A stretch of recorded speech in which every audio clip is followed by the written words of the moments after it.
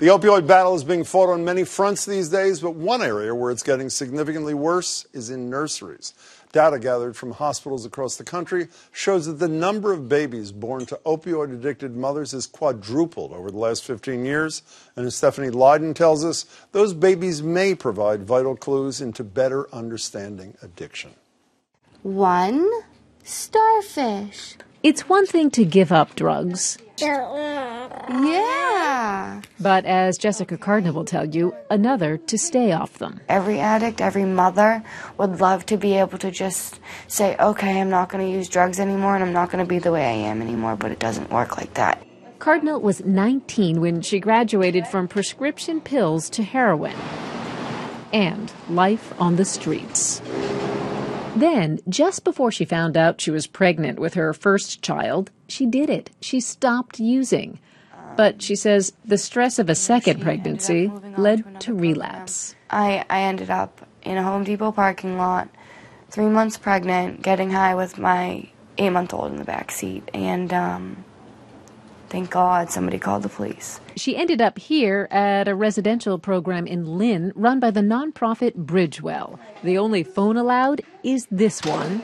Days start at 6 a.m. Meetings are mandatory. What kind of situations have been most stressful for you? The goal is not just to get sober, but to get into recovery, to understand what led to addiction in the first place and how to manage it moving forward. You have to remain vigilant because it's just so powerful. Like, I can't. Powerful, cunning, baffling.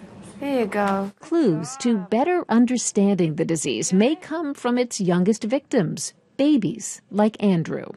The drugs in his mother's system were passed on to him, and he spent the first weeks of life in withdrawal. It breaks your heart. Jonathan Davis, chief of newborn medicine at Tufts Medical Center, says, as with adults, opioid withdrawal is painful for infants. A big part of it is crying inconsolably. But here's the thing. Some newborns resist the impact of opioid exposure and are as peaceful as this baby born without opioids in her system. One baby can have really significant withdrawal when they're born, and another baby may be very mild or none at all.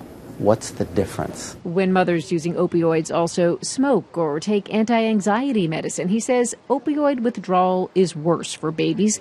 But Davis's research also shows genes, particularly ones involved in sleep, seem to play a role too. And so babies with certain genes tended to have worse withdrawal than babies who didn't have that.